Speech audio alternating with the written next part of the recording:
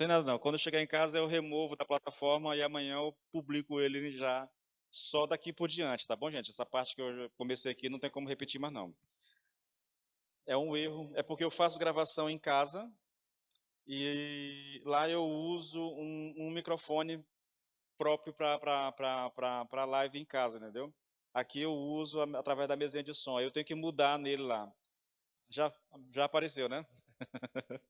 É só isso o problema. Vamos voltar, gente. Olha, um dos maiores problemas em relação à salvação era um entendimento completamente distorcido a respeito da lei de Deus. Na verdade, ainda é esse, eu diria que o principal problema a respeito da salvação é exatamente a dificuldade que as pessoas têm em entender a lei de Deus e a finalidade da lei de Deus. O capítulo 7 de Romanos foi escrito para tratar disso. Os judeus pensavam que Deus tinha dado a lei para eles, né? No sentido de que a lei poderia salvá-los. Eles receberam do Senhor a lei, Deus ordenou que eles obedecessem à lei, e eles pensaram, bom, se a gente obedecer à lei, nós vamos ser salvos. De fato, se eles obedecessem à lei, eles seriam salvos. O problema, Paulo diz no capítulo 10, é que eles não entenderam a lei, eles não entenderam a justiça de Deus, e porque não entenderam a justiça de Deus, eles criaram a sua própria justiça e passaram a viver de acordo com essa justiça, deixando de lado a lei de Deus, a justiça de Deus. Esse é o problema, querido. Agora, um outro problema muito sério, gigantesco a respeito da salvação, querido, tem a ver com o pecado. O pecado é, depois de Deus, o maior poder que existe nesse mundo, irmãos.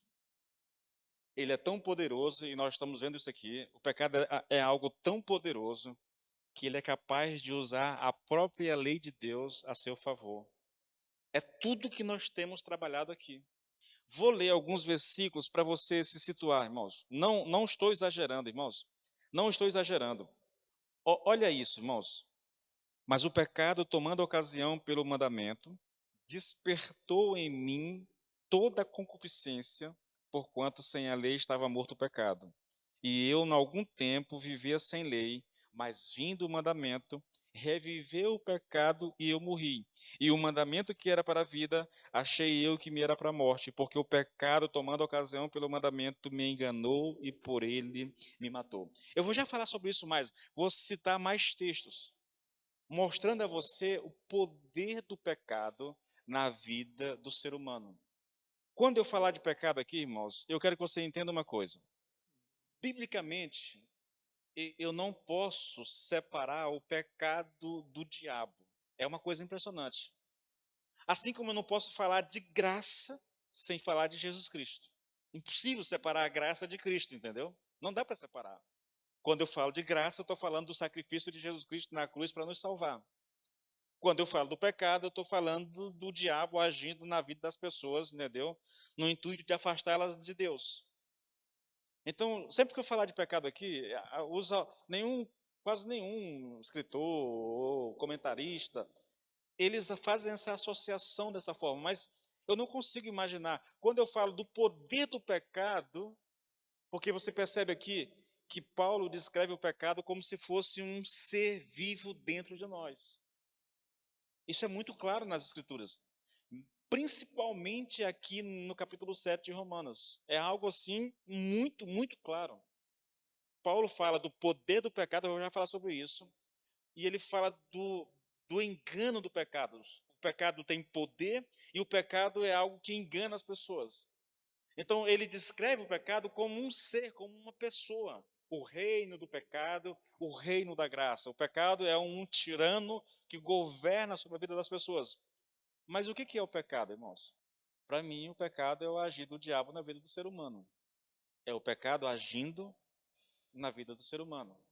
É o diabo agindo na vida do ser humano, enganando as pessoas, manifestando o seu poder, governando a vida das pessoas. Então, é lógico, eu vou dizer que é o pecado, mas depois de Deus, o pecado é o maior poder que existe nesse mundo. E Paulo diz que ele é tão poderoso que ele usa até mesmo a lei de Deus a seu favor. Olha só, vou fazer uma leitura mais específica agora. Olha só, versículo 8. Mas o pecado, tomando ocasião pelo mandamento, despertou em mim toda sorte de concupiscência. Despertar aqui é operou. Ele operou, está falando do poder do pecado. Tá? Versículo 10. E verifiquei que o mandamento que me havia sido dado para a vida, esse se tornou um mandamento para a morte. Por quê? Por causa do pecado, que usa o mandamento que foi dado para produzir vida e produz morte. Eu tenho uma pregação com esse título, na verdade. Versículo 11. Porque o pecado, aproveitando a ocasião dada pelo mandamento, me enganou e por meio do mandamento me matou. O pecado usa o mandamento de Deus, a lei de Deus, para nos matar. É o que Paulo está dizendo aqui. Olha o versículo 13, irmãos. Então aquilo que é bom se tornou morte para mim? O que é bom? A lei de Deus, o mandamento do Senhor. Então aquilo que a lei de Deus se tornou morte para mim, é o que Paulo está perguntando. E a resposta é de modo nenhum. Pelo contrário, o pecado, para se mostrar como pecado, por meio de uma coisa boa, o mandamento, a lei, causou-me a morte, a fim de que pelo mandamento o pecado mostrasse toda a sua força de pecado. Eu queria que vocês atentassem para isso, querido. O motivo para tanta repetição se dá porque a doutrina bíblica do pecado é absolutamente crucial para o entendimento da doutrina bíblica da salvação. Seja o que for que pensemos, nós não podemos ter um reto e claro conhecimento do plano de salvação, a menos que tenhamos um reto e claro conhecimento da doutrina bíblica. O problema disso, queridos, se dá hoje porque as pessoas não querem, irmãos, falar de pecado na igreja. Esse é um dilema, sabia? Não é uma mensagem popular, não é uma mensagem que agrada as pessoas, não é uma mensagem que faz o ouvinte dizer assim, uau, que mensagem poderosa é essa? Não, a mensagem a respeito do pecado é uma mensagem desagradável, ofensiva aos nossos ouvidos.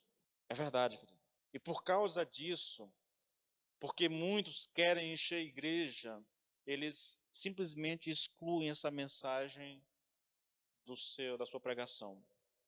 Eles querem ser agradáveis às pessoas, querem dizer às pessoas aquilo que as pessoas gostam de ouvir, sabia?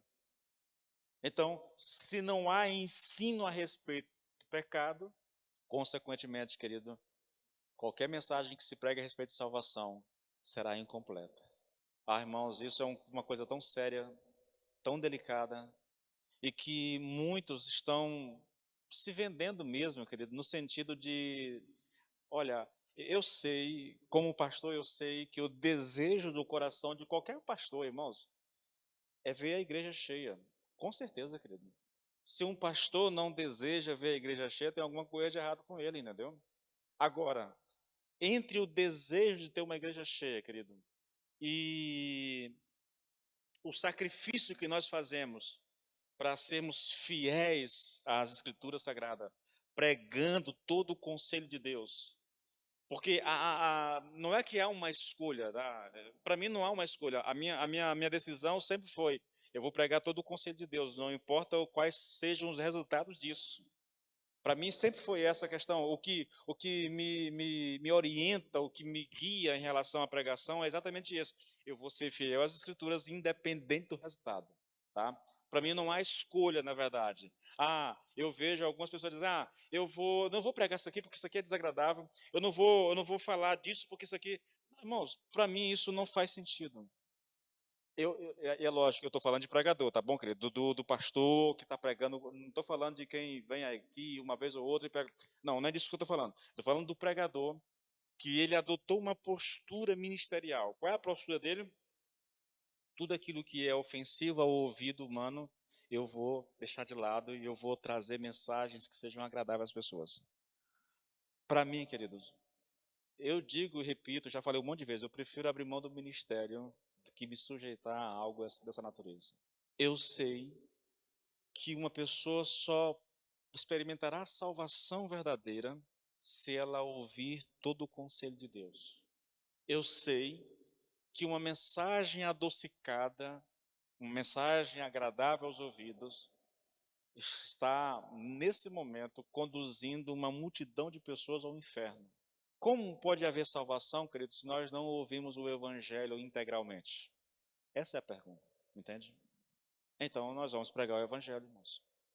Paulo sabe, irmãos, por experiência própria, que toda incompreensão a respeito da lei e do pecado reflete em um estado de cegueira espiritual que ele mesmo viveu, irmão, por muito tempo. Paulo, por que Paulo está se repetindo tanto e falando do pecado, do poder do pecado, do engano do pecado? Porque ele viveu um estado de cegueira espiritual durante muito tempo. É impressionante, irmãos. Sabe, quando Cristo salvou Paulo, quando o Senhor tirou as escamas dos olhos de Paulo, e ele pôde conhecer o Evangelho, e ele olha para a sua vida, né, para aquilo que ele viveu no judaísmo, como um líder religioso, como um bom fariseu, ele pôde perceber, querido, o tamanho do engano no qual ele estava inserido. E aí ele olha para a nação, para os judeus, e ele olha para os seus amigos de partido, os fariseus, e Paulo sabe que aqueles homens eles estão presos tanto quanto Paulo estava antes de Cristo abrir os olhos dele. Por isso, Paulo prega como prega, irmãos. Por isso, Paulo ensina como ensina. Ele sabe da cegueira espiritual em que aquele povo estava inserido. E ele sabe que essa é uma realidade que pode alcançar qualquer pessoa. E eu tenho falado muito sobre isso nas ministrações durante a semana, querido, nas redes sociais. Irmãos, é assustador, irmãos. É sério, me dá medo, não vou mentir não, me dá medo mesmo. Porque o pecado e o diabo, querido, agem de maneira... Você me permite fazer uma coisa aqui? Eu pensei em fazer isso no domingo, mas deixa eu fazer isso aqui agora. Há um filme, ele é novo, não é muito conhecido, chamado Nefarious. É um prisioneiro que vai ser sentenciado à pena de morte, mas que precisa de uma avaliação psiquiátrica. E todo o filme acontece, basicamente, nessa conversa entre o psiquiatra, que é ateu, com o cara que vai morrer, que está possesso. Irmãos, eu confesso que é pesado o filme. É um filme católico, entendeu? Aprovado pela alta cúpula do catolicismo, que não tem nenhuma cena de gente contorcendo aquela coisa toda, subindo de parede pelas costas, nada disso. É só um diálogo entre um homem possesso e um psiquiatra ateu. É pesado? É muito forte, irmãos. Se você é alguém que se impressiona muito facilmente, eu sugiro que você não assista. Mas se você tem um pouquinho de... Vai lá, assiste o filme, irmãos. É o demônio revelando a maneira como ele age. Alguns dizem que aquele filme foi baseado num livro do C.S. Lewis. As Cartas de um Diabo ao Seu Aprendiz. Só mudaram o contexto, algumas coisas, mas dizem que é baseado nesse livro. Assista o filme, querido. Assista. Infelizmente ainda está legendado, não tem dublado ainda, entendeu? E o diálogo é muito rápido, mas dá para você pegar muita coisa. Quando sair dublado, eu vou assistir de novo. O poder do diabo para enganar as pessoas, irmãos. Para ludibriar as pessoas. É uma coisa assustadora, irmãos. Paulo sabe disso. Repito, diabo e pecado aqui dá no mesmo, tá bom? Então eu vou falar pecado e diabo o tempo todo aqui, mas é tudo a mesma coisa. O poder é uma coisa assustadora, irmão. Veja, eu quero chamar sua atenção agora para o acréscimo que Paulo fez, no versículo no 11. No 8, Paulo fala do poder, dizendo assim, olha, o pecado operou nele. Ele está apontando para o poder do pecado. Agora, no versículo 11, ele fala que o pecado enganou. É lógico que ele está apontando aqui para uma outra característica do pecado, que é o caráter enganoso do pecado, tá bom, gente? E eu quero chamar sua atenção exatamente para isso. Enganar aqui, querido, tem o sentido de enganar completamente, totalmente, absolutamente, tá? A ideia transmitida aqui é que o pecado não é somente terrivelmente poderoso, mas também ele é ao mesmo tempo terrivelmente enganador. Poderoso e enganador ao mesmo tempo, querido. E eu queria chamar a sua atenção só para alguns textos, para mostrar a você esse poder de engano do diabo na vida das pessoas. E eu vou fazer isso usando as próprias Escrituras. Primeiro, Gênesis 3, versículo 3, capítulo 3, versículo 13, onde está escrito assim: Então o Senhor disse à mulher, o Senhor Deus disse à mulher: que é isso que você fez? Isso aqui é depois que ela conversou com a serpente, ela comeu do fruto, deu o marido comeu e tudo. O Senhor pergunta para a mulher: o que foi que você fez? E a mulher respondeu: a serpente me enganou e eu comi.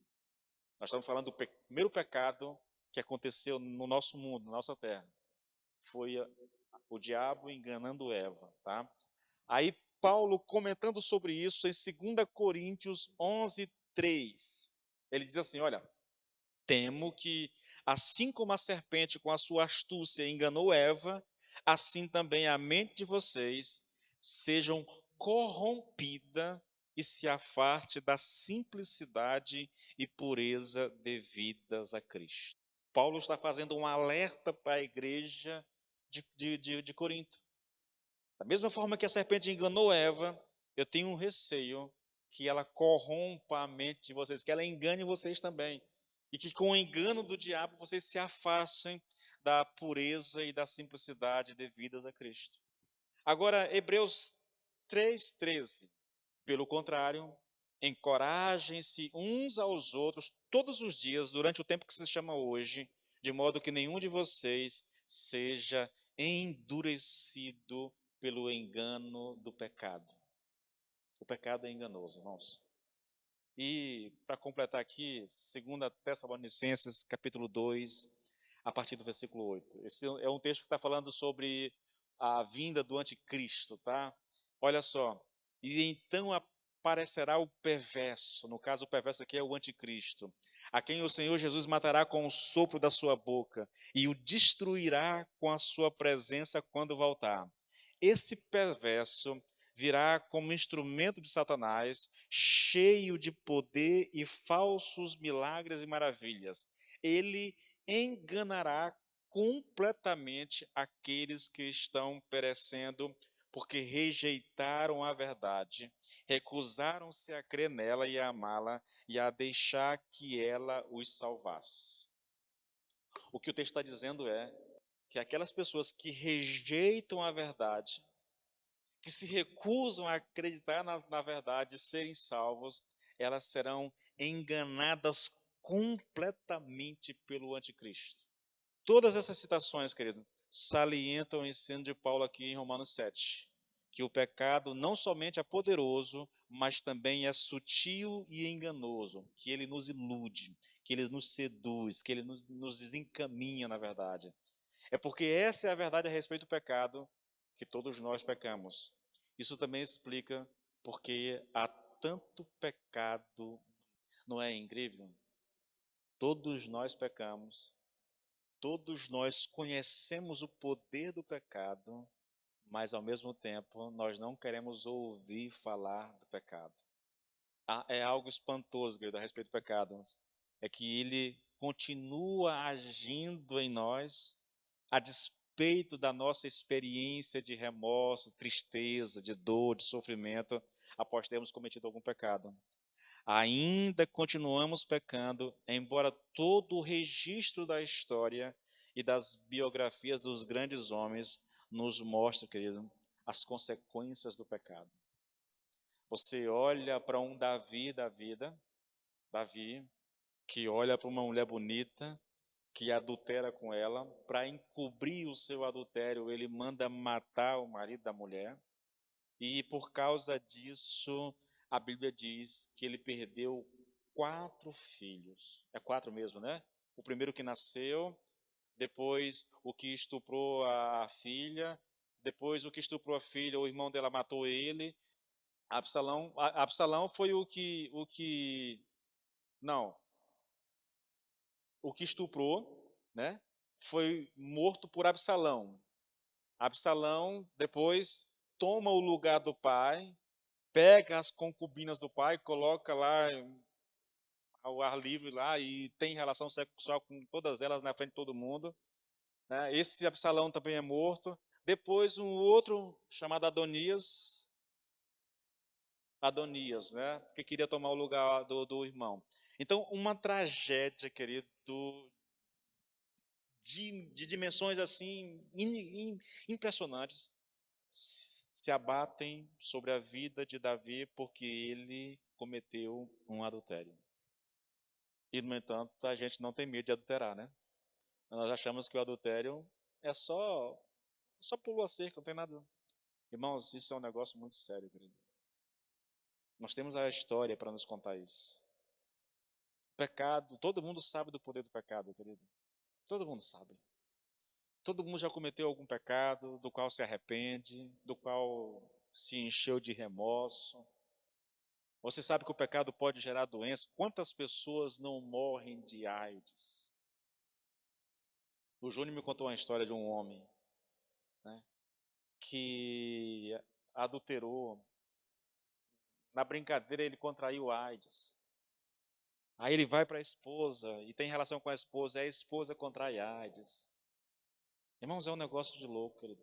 O rastro de destruição causada pelo pecado na sociedade é uma coisa assim absurda. E, no entanto, as pessoas continuam fazendo tudo, tudo e tudo de novo e de novo e de novo. Sabe por que isso, querido? Por causa do poder do pecado. Vamos mais uma vez aqui para o versículo 11. Agora eu quero chamar sua atenção para algo diferente. Porque o pecado, tomando ocasião pelo mandamento, me enganou e por ele, né, por meio do mandamento, me matou. Eu queria fazer uma pergunta para vocês e vou começar a responder hoje, mas só vou terminar semana que vem, tá bom? Como o pecado usa a lei de Deus para nos enganar? O pecado me enganou. Ele usou o mandamento para me enganar. Como é que ele faz isso, irmãos? Como é que o pecado nos engana? A primeira resposta, querido, é nos induzindo a fazer mau uso da lei. Olha 1 Timóteo 1,8. Sabemos, porém, que a lei é boa, ela é boa, se alguém usar dela legitimamente. Quando nós usamos a lei da maneira correta, ela é boa. Então, veja, Paulo está dizendo, olha, não resta nenhuma dúvida que a lei é boa.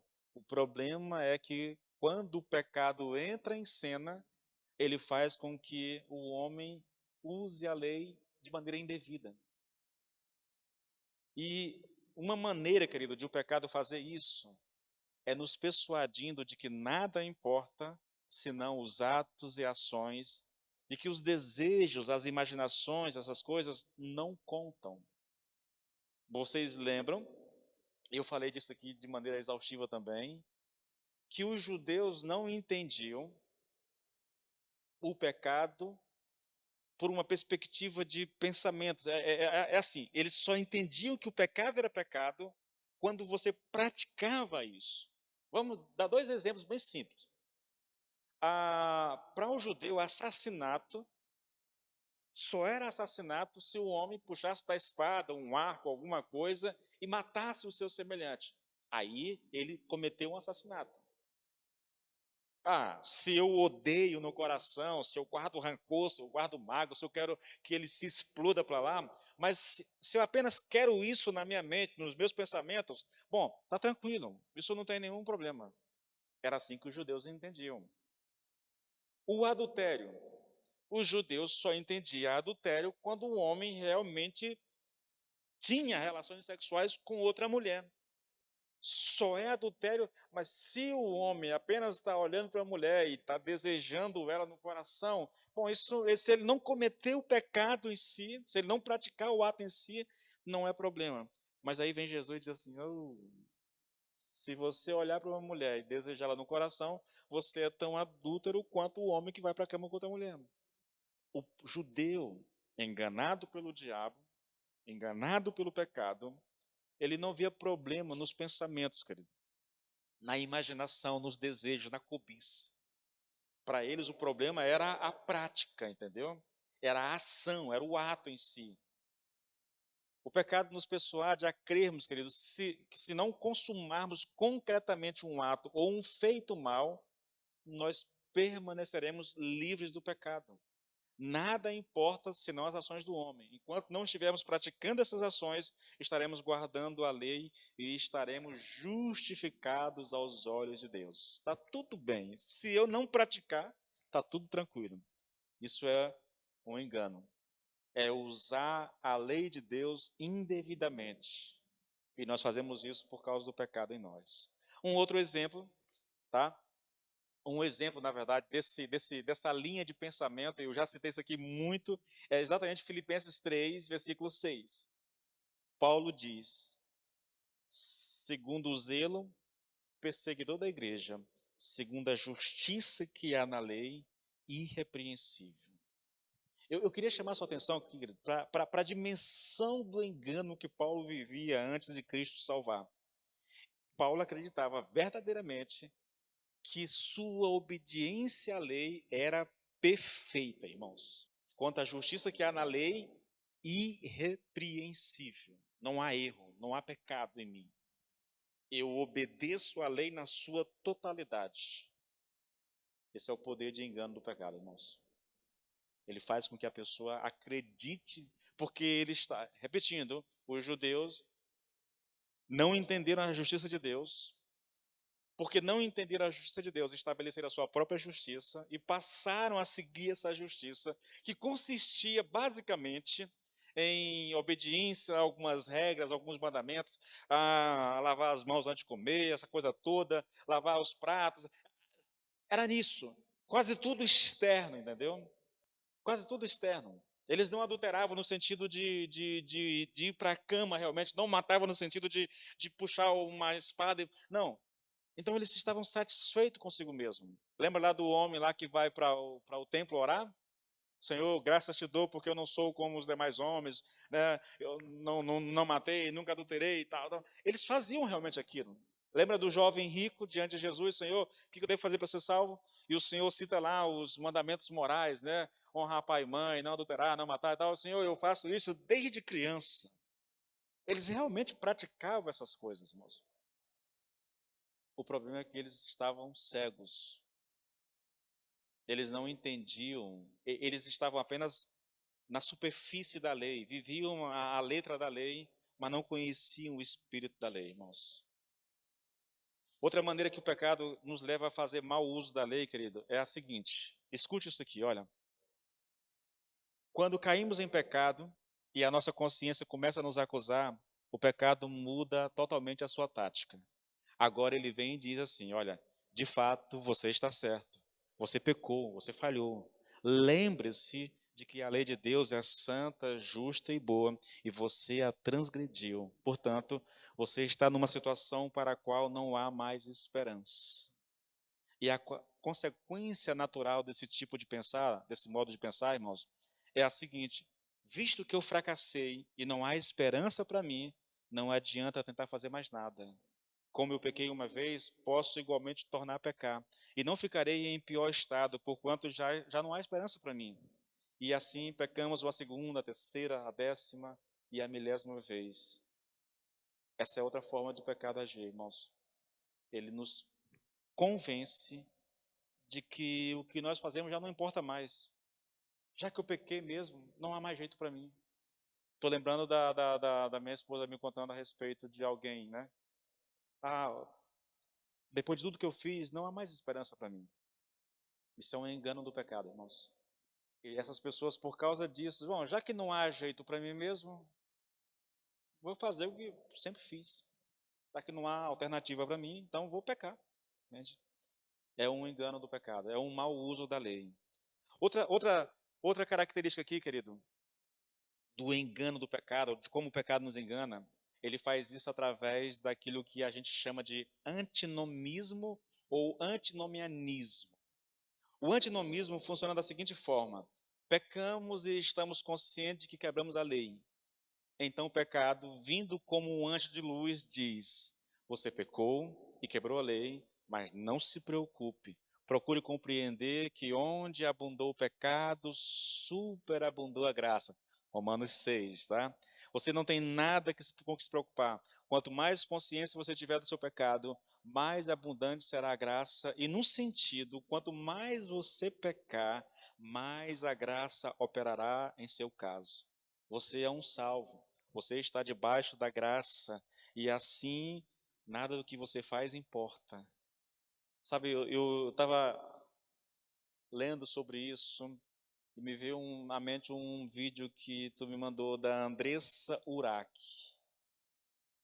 Eu vou dizer as palavras dela porque isso é público, tá bom, querido? Ela diz assim: olha, eu sou uma puta, eu gosto de ser puta. Na verdade, eu amo ser puta. Isso depois que ela foi pastora, pregadora e tudo mais, viu, gente? Depois que ela... E, queridos, o que ela diz depois disso é que choca. Ela dizer que é puta, tudo bem. Mas ela diz assim: olha, usando aqui as minhas palavras, isso não tira a minha salvação. Eu sei que Jesus me aceita como eu sou. Eu sei que quando eu morrer, Ele não vai me deixar ir para o inferno, porque eu sou salva pela graça. Eu estou debaixo da graça. Na verdade, ela chega a dizer que fala de Jesus para os seus clientes lá no trabalho, entendeu? Ela considera isso um trabalho. Irmãos, é uma coisa assustadora, irmãos. Ela fala com tanta segurança, entende? Com tanta segurança, com tanta firmeza naquilo que ela está falando, porque ela de fato acredita nisso. Mas aquilo que ela acredita, irmãos, é só uma mensagem equivocada a respeito do Evangelho. É um engano. E ela, se ela não mudar, se ela não mudar a opinião, se ela não mudar a sua mentalidade a respeito disso, ela vai para o inferno, irmãos, achando que está salva. Aí, querido, você percebe o tamanho do poder do diabo e do pecado em enganar uma pessoa. Gente, ela está na prática do pecado de forma mais vil possível, né? A Bíblia toda condena isso, de ponta a ponta a Bíblia condena isso, e ela consegue acreditar que é salva, que está tudo bem com ela, porque ela está debaixo da graça. Não é o que eu faço que me dá salvação, não é o que eu deixo de fazer que vai tirar minha salvação. Quem me salva é Jesus, portanto o que eu faço não importa. E ela continua na prática do pecado.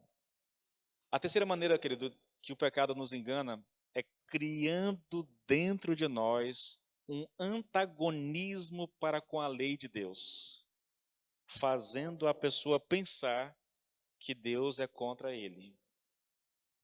Foi exatamente isso que o diabo fez com Eva, sabia?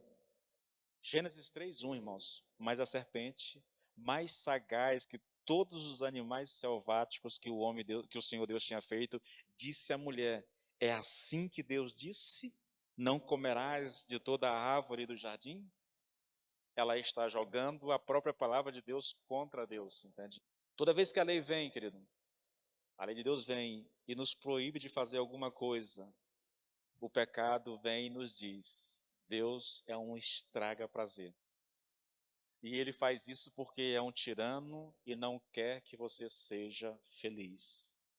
Novamente, irmãos, novamente, você vai encontrar as pessoas hoje, querido, na prática do pecado. E se você apontar o pecado para ela, ela vai te chamar de legalista, se ela é religiosa, tá bom? Se ela não é religiosa, tanto faz você apontar o pecado como não, ela não está. Mas se é uma pessoa religiosa, se é alguém que está afastado dos caminhos do Senhor, ela vai te chamar de legalista. Ela vai dizer que você é mais um legalista, que você está pregando apenas o Deus do Velho Testamento, um Deus que é mau, um Deus que é tirano, né? Não é o Deus do Novo Testamento, não é o Pai do nosso Senhor Jesus Cristo, um Deus de amor, um Deus que nos ama acima de tudo. As pessoas têm isso, irmãos. Elas querem viver na prática do pecado, elas têm prazer no pecado, e se você disser que ela está errada, ela vai se voltar contra ti, ela vai ser tua inimiga, teu inimigo, entendeu? Porque não aceita ser contrariada. O pecado faz isso com a palavra de Deus, irmãos. Ele pega a palavra e usa a palavra para nos jogar contra Deus. Eu tenho dito a vocês muito mais nas gravações das redes sociais, que Deus é um estraga-prazer para muitas pessoas e para muitos crentes, acredite se quiser. As pessoas têm criado um Deus, irmãos, para si mesmo. O interessante é isso, né? A Bíblia diz que Deus criou o homem à sua imagem e semelhança, mas o homem moderno tem criado um Deus à sua imagem e semelhança, e o Deus que elas criaram é um Deus que não se importa com a vida delas. Eu vejo muitos, às vezes até crente, né? Sensual, usam a sensualidade. Irmãos, eu vejo nas redes sociais pessoas que dizem que são crentes se vestindo de uma forma, querido, que, meu Deus do céu, é chocante, irmãos, é chocante. A sensualidade expressa numa foto é uma coisa chocante, sabe?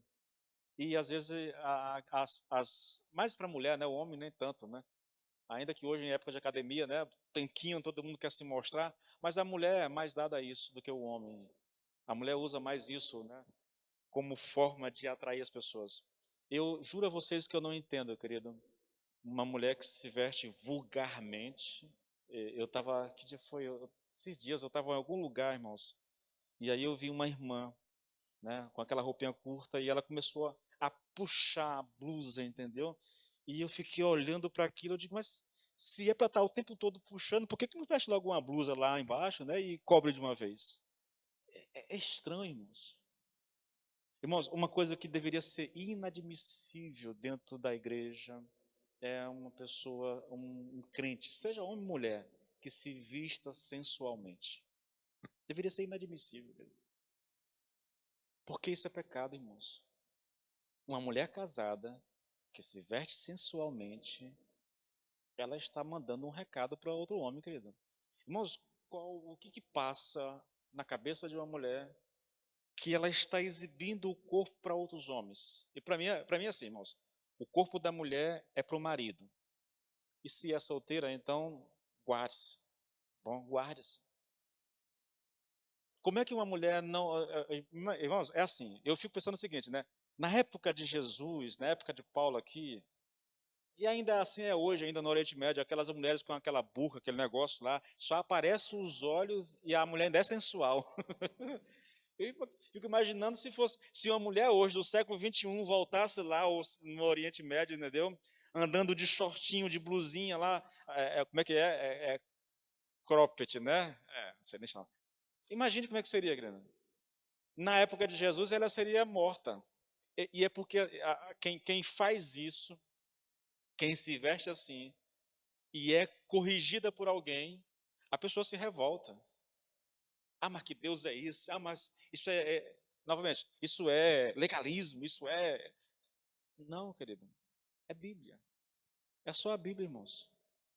Quando nós queremos fazer uma coisa e a Bíblia contraria a nossa vontade, e alguém vai lá e diz para você que aquilo é errado, a pessoa se volta contra nós. Se volta contra Deus. Ah, eu não quero servir um Deus assim. Tá, vai servir a quem exatamente? Queridos, eu queria finalizar isso aqui falando o seguinte para vocês. O pecado é um poder vivo hoje, dentro de nós, crente também, porque nós estudamos aqui que o pecado, ele não foi extinto da nossa natureza, ele continua em nós. Ele não tem o mesmo poder de escravizar que tem numa pessoa que não conhece a Cristo, isso é verdade. Quando uma pessoa não conhece a Cristo, quando ela não foi salva por Jesus, ela é escrava do pecado. Isso significa que o pecado tem total domínio e controle sobre essa pessoa. Não adianta. No crente, ele continua habitando, mas ele não tem mais o poder de escravizar. Isso foi quebrado, isso foi rompido por Cristo Jesus. Mas isso não significa que nós não somos tentados e que nós não vamos tropeçar uma vez ou outra, querido. Que fique bem claro isso para nós. Esse negócio de crente perfeito, querido, no sentido de não pecar, isso é mentira, não existe isso. Não existe. Todos nós estamos sujeitos a isso. Se alguém disser que não comete pecado, é mentiroso e faz Deus mentiroso, diz lá 1 João. Tá? Então, nós somos tentados pelo pecado. O pecado é um poder tentador dentro de nós. É um poder que seduz as pessoas, entendeu? Agora, ceder a essa tentação, querido, a essa sedução, é outra coisa. Nós só não podemos permitir é ser enganado, é viver na prática do pecado, achando que está tudo bem conosco. Aí não, irmãos. Aí é demais. Mas infelizmente essa é uma realidade muito comum na igreja hoje. E é uma realidade muito comum na igreja hoje porque as pessoas não querem mais falar do pecado. Repito, o pecado é uma mensagem ofensiva aos nossos ouvidos. O pecado é uma mensagem que não dá ibope. O pecado é uma mensagem, querido, que afasta as pessoas da igreja. Até porque se tem um aqui falando de pecado, tem um monte aí que não querem mais falar de pecado. Que tudo que tem é promessa de Deus para a tua vida, para que Deus vai estar tudo bem contigo, que Deus vai te abençoar, que Deus vai fazer isso, que Deus vai fazer aquilo. Eu finalizo, vou até fechar isso aqui logo. Eu finalizo. Eu passei agora pelos profetas maiores: Isaías, Jeremias e Ezequiel. Sabe qual é a grande tragédia do povo de Israel narrada pelos profetas? São os falsos profetas no meio do povo, dizendo: tá tudo bem. Os homens de Deus vão lá e dizem: se arrependam, porque se vocês não se arrependerem, o Senhor vai vir com juízo sobre vocês. E um falso profeta se levanta e diz: não, esse é um doido, esse é um louco, não acredite nele, está tudo bem, nós temos o templo, nós temos a lei, está tudo bem conosco. Gente, é incrível, eu anotei nesse no meu tablet aqui, e eu anotei uma série de citações a respeito de falsos profetas, porque eu vou fazer alguma mensagem sobre isso ainda. Irmãos, mas não há nada pior para a igreja, não há nada pior para o povo de Deus do que falsos profetas no meio dele, irmãos. Meu Deus do céu. Por que o povo foi destruído? Por que o povo foi para o cativeiro? Por causa dos falsos profetas, que estavam dizendo às pessoas exatamente aquilo que elas queriam ouvir. Você consegue imaginar, irmão? Você tem um Isaías pregando, você tem um Ezequiel pregando, você tem um Jeremias pregando o tempo todo, mensagem após mensagem, e o povo não dá ouvido, porque está ouvindo o falso profeta. Um falso profeta nunca confrontará as pessoas com o seu pecado. É característica deles. A mensagem do falso profeta é paz, paz, quando não há paz, irmãos. Os inimigos estão vindo contra Jerusalém e os falsos profetas estão dizendo paz, paz. Mas a paz, sabe uma das coisas que mais me choca lendo os profetas é Jeremias. Depois de tudo que ele profetizou, a cidade foi invadida, destruída, o templo foi destruído, sobrou um remanescente na terra, dentre eles Jeremias. Quem já leu conhece a história. Depois de uma tentativa lá de golpe lá, o povo é salvo e os comandantes daquele exército que salvou o povo chegam para Jeremias. Irmãos, aquilo é assustador, irmãos. Meu Deus, como eu tenho medo daquilo. Jesus amado, consulte a Deus por nós. E tudo o que Deus disser para nós fazer, nós vamos fazer. Jeremias diz: tudo bem, aguardem aí que eu vou consultar a Deus. Jeremias vai e ora ao Senhor. O Senhor diz para o povo permanecer em Israel e que eu vou guardá-los. Quando Jeremias aparece com a mensagem ao povo, irmãos, a resposta do povo é um negócio assustador, irmãos.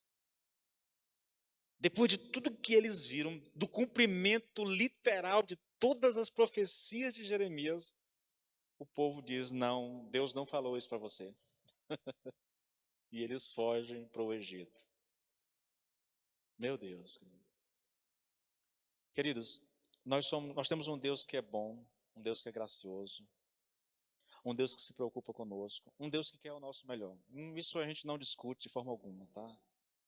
Agora, todas essas coisas, querido, elas são possíveis quando nós obedecemos a Deus. Quando nós vivemos de acordo com a vontade de Deus. Quando um homem ou uma mulher se levanta contra a vontade de Deus, querido, ele vai pagar o preço disso, não tem jeito, irmãos. Esse é o Deus das Escrituras, irmãos. Ele pode ser misericordioso no castigo, mas ele vai lidar com essa pessoa. Foi o próprio Deus que diz que se um pai não disciplina o seu filho, é porque ele não o ama. E como Deus nos ama, irmãos, ele vai nos disciplinar, vai nos corrigir. Porque que é o nosso melhor. Nós só não podemos permitir ser enganado pelo diabo, querido, a ponto de pensar que mesmo insistindo na prática do erro, vai terminar tudo bem. Não vai, irmãos, vai dar errado esse negócio.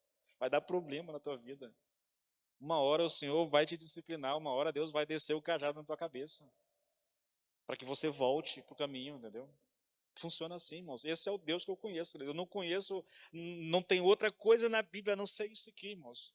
É só você pegar a Bíblia de ponta a ponta. Esse é o retrato de Deus, irmãos. Nos ama e nos ama de tal maneira que Ele enviou o Seu Filho para morrer por nós quando nós éramos inimigos. Mas uma vez que Ele nos salva, uma vez que Ele nos liberta, Ele nos chama para viver em obediência à Sua palavra, à Sua vontade. E se nós insistirmos em sair fora, como um bom pastor, Ele vai pegar o cajado, irmãos, e vai te dar uma cacetada para que você volte para o lugar. Eu sei que isso soa estranho, porque as pessoas vivem falando de um Deus de amor que não existe, irmãos. Porque não há amor sem justiça, irmãos. Não há amor sem disciplina. Não há amor sem correção. É impossível, irmãos. Que o Senhor nos ajude, querido, a entender. Não só a vontade de Deus, mas que o Senhor nos ajude a entender, querido, que a melhor coisa que eu posso fazer como filho de Deus, como filha de Deus, é andar segundo a vontade dEle. É fazer a sua vontade no meu dia a dia. Me submetendo à sua vontade. Porque é assim, querido, é assim que nós vamos alcançar o favor de Deus, as bênçãos do Senhor, tá bom? Vamos nos colocar de pé, vamos orar ao Senhor. Senhor, nós te louvamos, Pai. Damos graça porque temos o privilégio de aprender a tua palavra, Senhor. Aprender a conhecer o teu caráter. Mas também, Senhor, aprendemos a conhecer os nossos inimigos, seus métodos de agir, Senhor, sua forma de agir. E é conhecendo a palavra, Senhor, que nós tememos a Ti. É conhecendo a palavra que nós nos submetemos a Ti, porque sabemos que submeter ao Senhor é a melhor coisa que nós podemos fazer na nossa caminhada, Senhor, na nossa caminhada, Senhor. É quando nós andamos em comunhão com o Senhor que nós alcançamos as bênçãos, que nós alcançamos o Seu favor, que nós alcançamos, Pai, comunhão e intimidade com o Senhor. Livra-nos do engano do pecado, Senhor. Livra-nos do poder do pecado, Senhor. E nos ensina a viver em intimidade e comunhão com o Senhor, em o nome de Jesus Cristo. Amém e amém.